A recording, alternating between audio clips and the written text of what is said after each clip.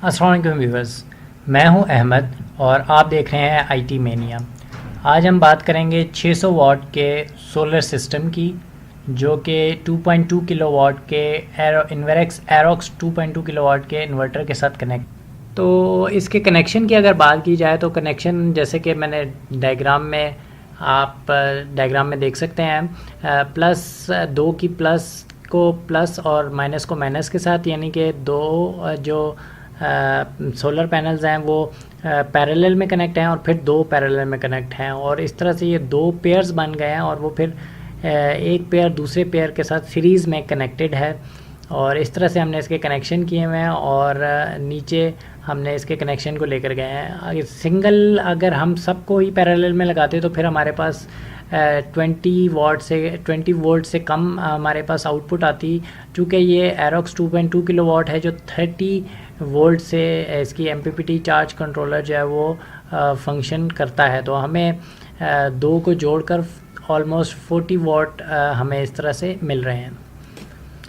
तो back side से अगर आपको मैं दिखाऊं तो इसके कनेक्शन मैंने इस तरह से, जैसे कि अभी मैंने आपको बताया वैसे ही किए हुए हैं, और जहाँ पर भी इसके जॉइंट्स आ रहे हैं उस पे मैंने सेफ्टी लगाई हुई है ग्लू गन की, ताकि वो वेदर से ख़राब ना हो।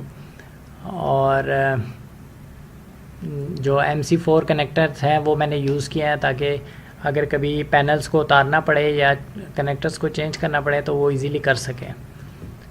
आप देख सकते हैं जहाँ पर भी जॉइंट्स हैं वहाँ पर मैंने ग्लू गन लगाई है। ग्लू गन आप लगाएं ताकि आपका जो जॉइंट है वो वाटर प्रूफ हो जाए और पानी से आपके जॉइंट को में जो है मॉइस्चर वगैरह ना आ सके।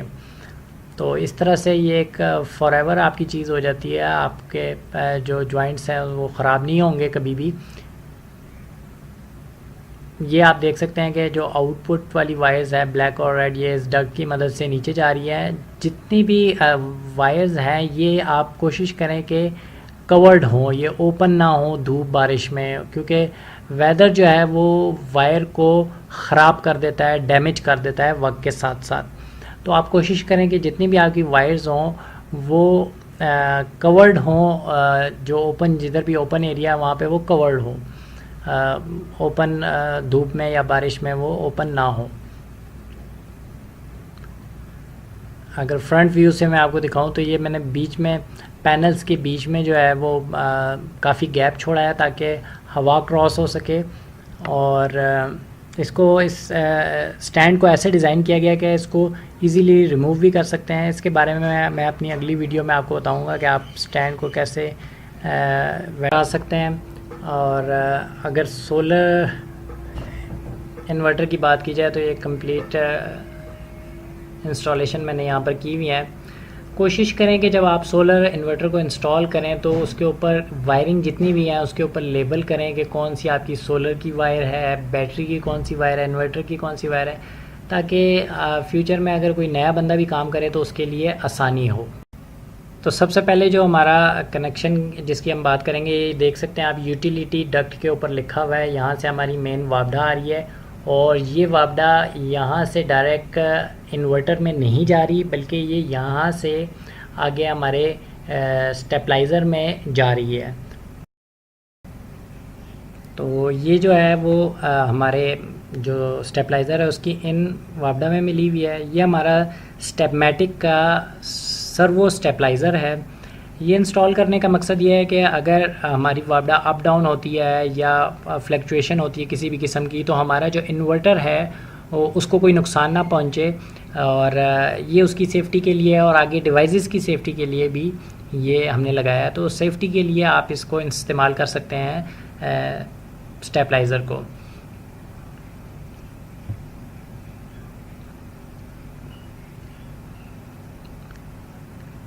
इस तरह से इसको स्टैंड पर आप माउंट कर सकते हैं।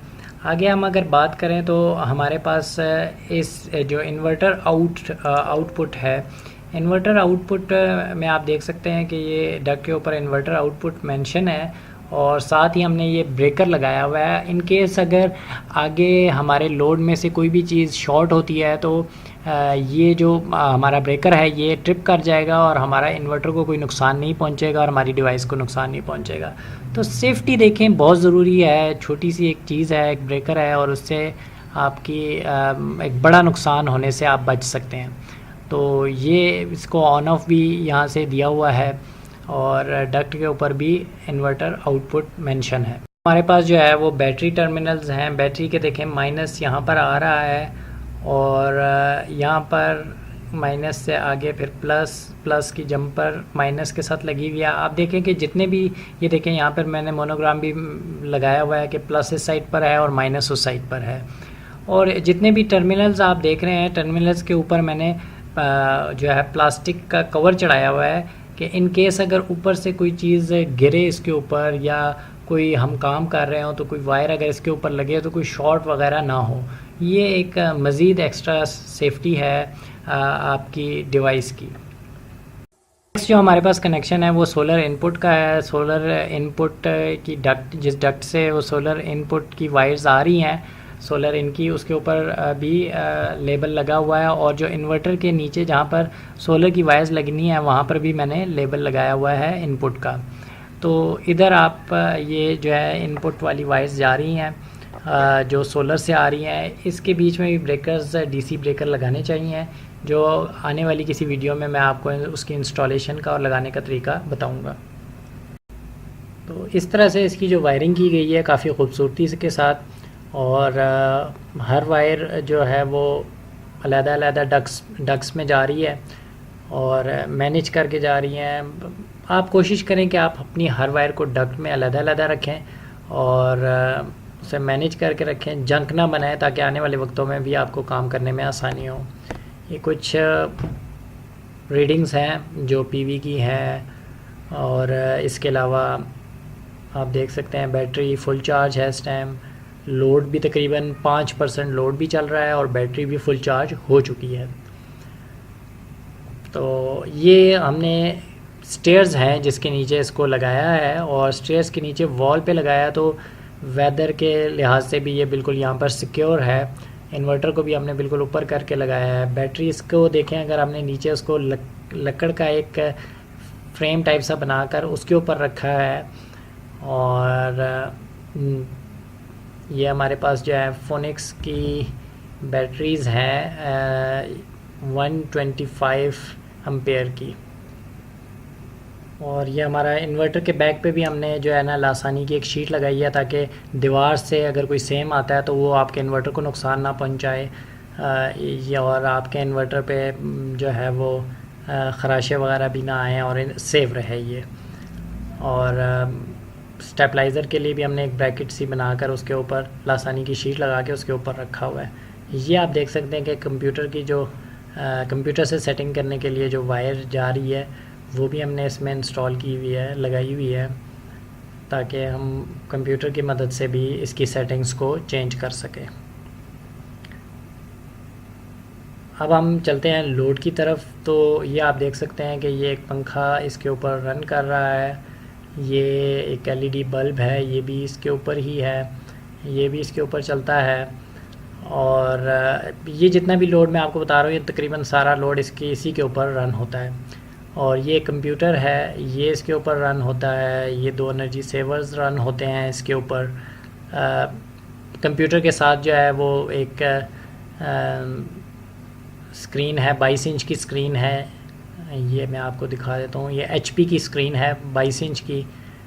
और इसके साथ साथ जो है साउंड सिस्टम होम थिएटर है सोनी का, ये भी इसी के साथ सोलर पर रन होता है।